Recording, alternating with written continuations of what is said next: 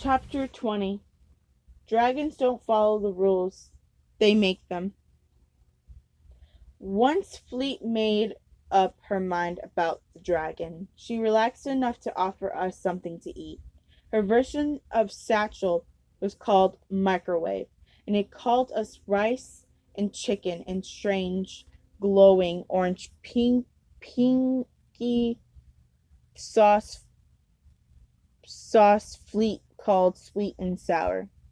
When we asked for macaroni and cheese, Microwave produced a bowl of lumpy stuff that looked like yellow paste powdered over bits of rubber.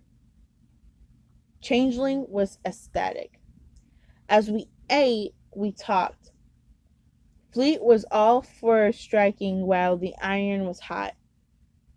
I was all for waiting until morning, in case the dragons might be asleep or out at theater or something. Fleet found this very funny. "This isn't Madison Avenue," she said. "The dragons work 24/7. And if you're worried about negotiating the maze in the dark, don't be. I've been doing this since I was 6." So Fleet changed into what she called business drag.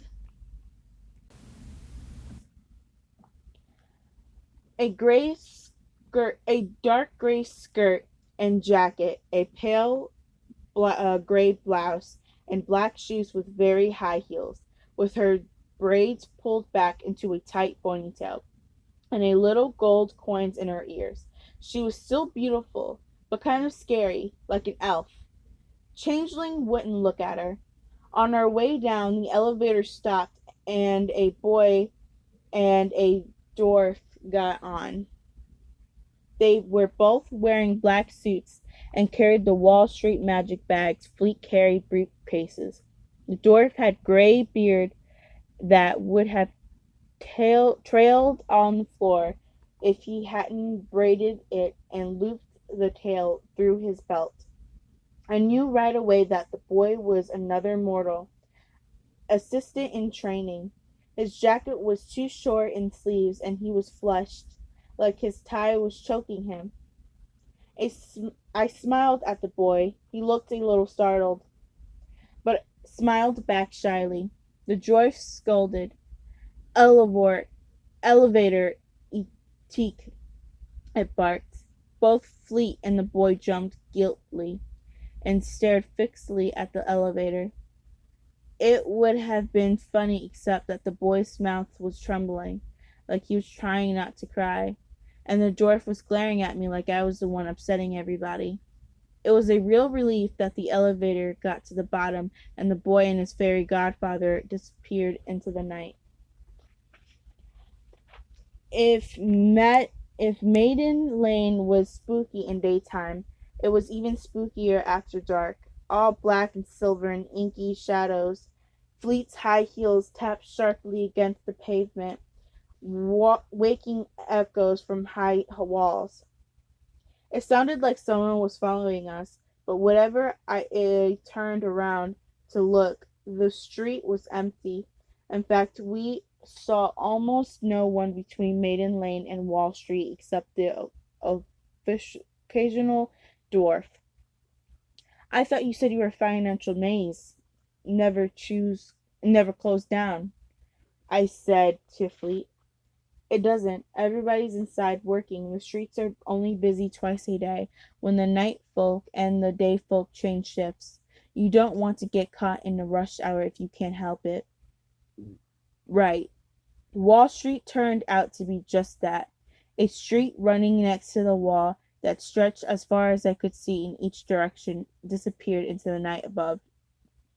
By this time I realized that some places in New York looked bigger than they really were. I mean, I knew how big Manhattan Island is, and believe me, if Broadway and Central and Treasury were actually as big as they looked, they would be no room No, sorry. There would be no room for Chinatown and Madison Avenue and Village and everything else. Looking at the Treasury wall, though, it was easy to believe it covered the whole island. You can tell about the genius, I think, by how hard it is to get to see it. The Green Lady and the curator, for instance, like to keep an eye on what's up in their territories. They don't hide in special buildings or rooms or try to impress you with how important and powerful they are. On the theory that you'll figure it out yourself once you start talking with them, the Mermaid Queen and the producer, on the other hand, obviously you want all softened up and humble before you even set eyes on them. The Dragon of Wall Street takes things even further. He wants you to feel like an ant, a tired, jumpy ant. The massive door was made of some slick grayish metal with black bands, and it was huge. Fleet pushed on the corner, and a smaller door swung open just big enough for us to enter single file. I wondered how giants got in. Fleet led us across the echoing stone hall to a slightly beat up wooden counter with a sign over it that read security desk. ID, please, said the guard. A kind of dragon, I thought, taking the eagle claws and leathery wings and the long, snaky body. A a wor a wyvern, maybe, and it's explained the white talesman Fleet exact from her briefcase. I thought I saw a faint sheen of gold sliding along the surface of its eyes. The wyvern waved us through the archway into a lofty corridor. Except where we were standing, it was totally dark. Fleet picked a torch out of a confident torch stand and tapped off into the darkness with Changling and me, pattering after like a benighted travelers following, particularly determined will-o'-wisp. I'm not afraid of the dark. The dark in Central Park is wide and clean and full of music of fairy voices. When I was little, I would play hide and seek with the Shakespeare fairies at night. When there wasn't a moon, the dark in the treasury, however, was close and stale smelling and haunted by hisses and clanks. Fleet's torch sparked gleams of gold from gray stone walls, or licked bright tape stripes or paintings into brief, unnerving life. At intervals were door barreled and banded with iron.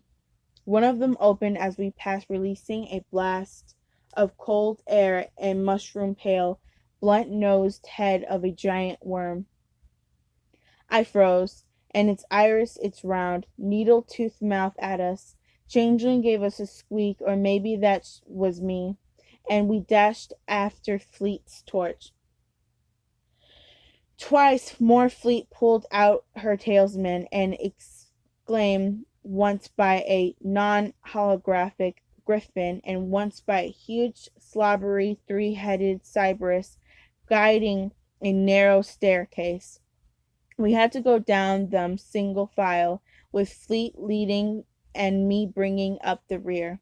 At first I worried about meeting someone horrible climbing up or something worse slithering down behind us.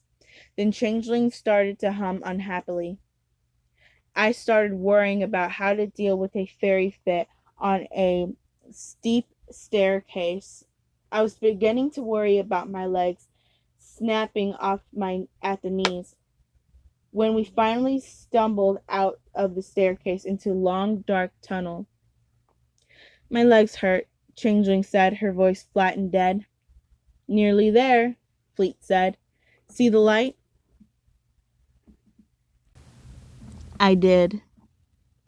I did. A flickering, reddish glow that looked a long way away. It turned out to be another torch rack, set beside yet another massive door. This door was round, made of iron, and had a big wheel in the middle that I thought that would take at least 3 giants to turn. Fleet parked her torch in the rack and turned to me. The light blinded her coppery cheeks and cast her eyes in shadow. You sure you want to go through with this? It's not too late to turn back. Oh, yes, it was. Lead on, I said.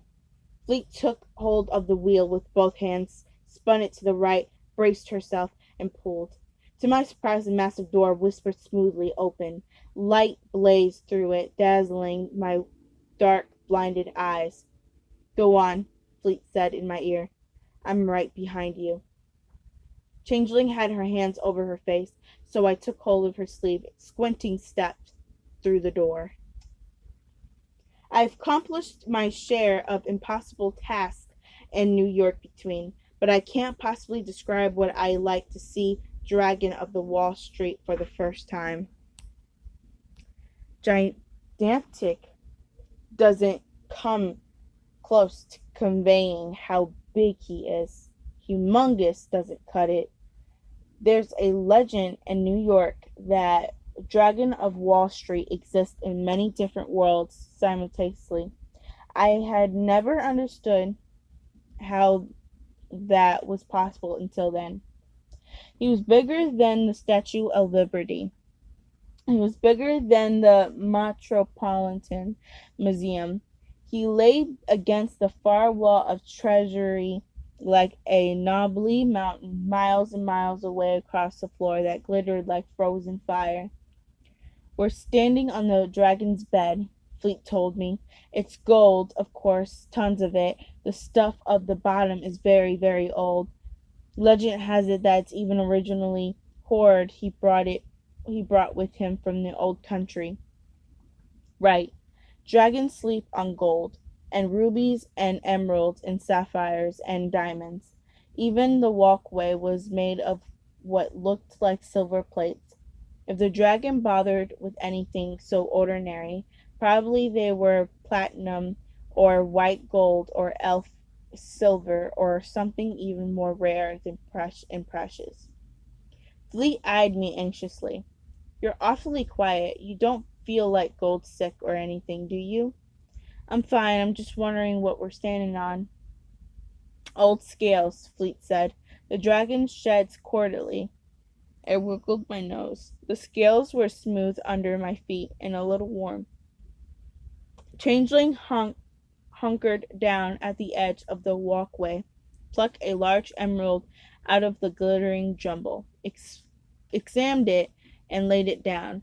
Then she picked up some gold coins and arranged them around the emerald. Fleet gasped. Sweet industrials, she swore.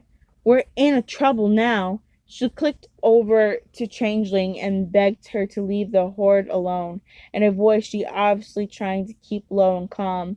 Changeling added 2 more coins and a smaller sapphire to her pattern. 6 identical giants materialized around us. They dressed in blue, and each one carried club bristling with spikes. No playing with the gold, the first one said, the voice like wheels over a loose manhole. No looking at the gold, the second added. It's best to not even think about it, the third recommended. The fourth held out his board, hairy hand palm up. Could I see the identifications here? Fleet fumbled in her briefcase. It's cool, she told Giant 4, her voice shaking a little. I'm an executive assistant in training. She pulled out her talisman. I've got clearance. Clearance. While the giants were examining the talisman, I swept Changeling Design back into the board. She protested, and I explained the dragons really hate it when other people touch their stuff. She glared at me. Like your dad and his computer? Remember? The jewels are pretty. I think dragons should learn to share. Who's going to teach him? Never mind that. Never mind. That wasn't a real question. For what it's worth, Changeling, I think you're right. but you still can't touch anything. Giant 5 handed the talisman back to Fleet, and Giant 6 said, ID seems to be in order, but we gotta search the visitors. Fleet objected, but it didn't do any good. One after another, the giants searched satchel. They sniffed at the tickets and unfolded the spider silk dress. They peered into the mermaid's mirror, but all they saw was their own ugly faces. They put everything back, and then they searched Fleet's briefcase and looked into our pockets and made us open our mouths so they can peer inside. Changeling told them firmly that she did not like to be touched. There must be different sets of rules for mortals and folk, because they let her turn her own pockets inside out. When the giants had satisfied themselves, we weren't carrying any gold or jewels. They lined up around us and marched us along the walkway towards the dragon. It was a very long way. We walked and walked and walked some more. Heaps of treasures served as landmarks so far to that pile of gilded plates and candlesticks, so far to that chest of jewelry. Highlights were life-size, troll carved from lapis lazuli, and golden elephant with sapphire-studded house on its back. Fleet kept up a low-voiced, nervous commentary on each treasure as we passed it, but I wasn't really paying attention. It must have been part of the magic of treasury that the dragon seemed to get smaller as we got closer. By the time we were halfway across the cavern, he looked only as big as, say, the Metropolitan Museum.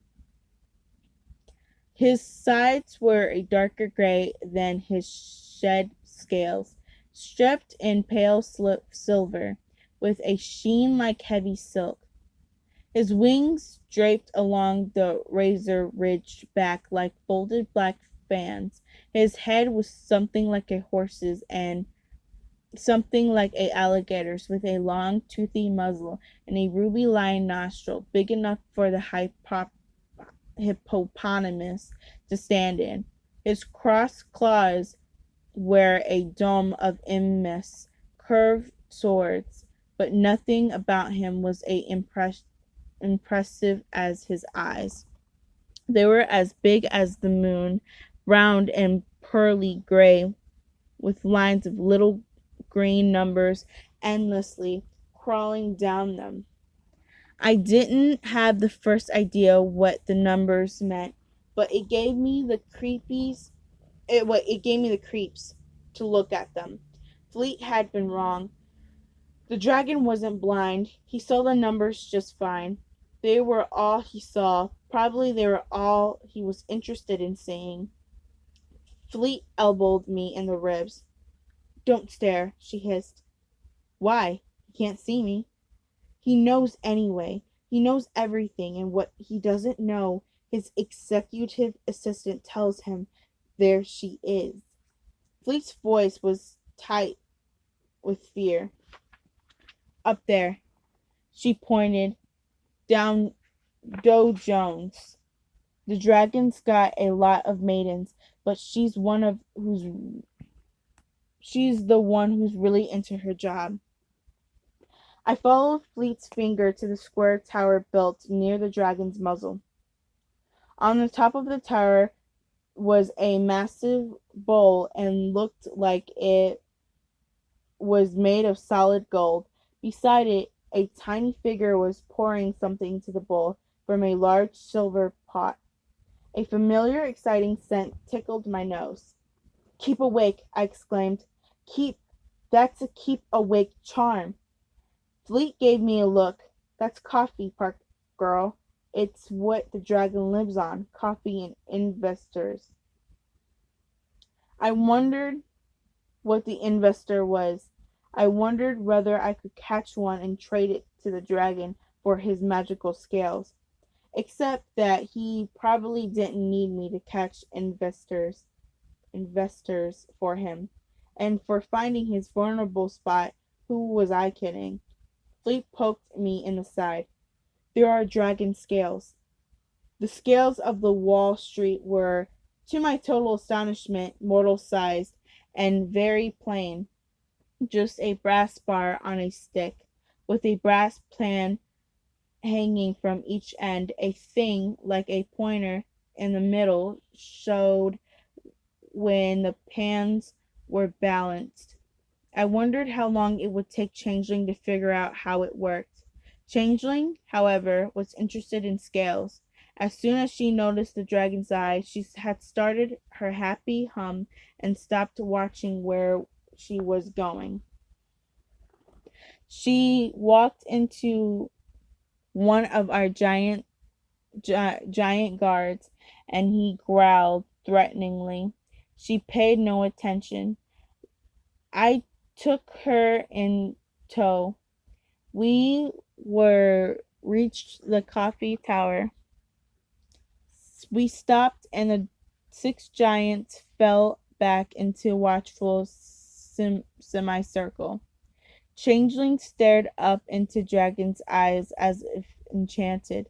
Fleet scanned the scrolling numbers of gloomy interest. Interestals are down again, she said, as if I cared. I guess the exclusive assistant had seen us coming from the tower. As Fleet was speaking, I saw a tall figure in dragon's gray clicking her way across the scales towards us. Up close, Doe Jones was as beautiful as Fleet, only in white-skinned, iced hair frost maiden way. Her cold gray eyes marked a pale stride in her skirt and jacket. She looked down her elvish nose and asked if she helped us, in a voice that she had really rather not.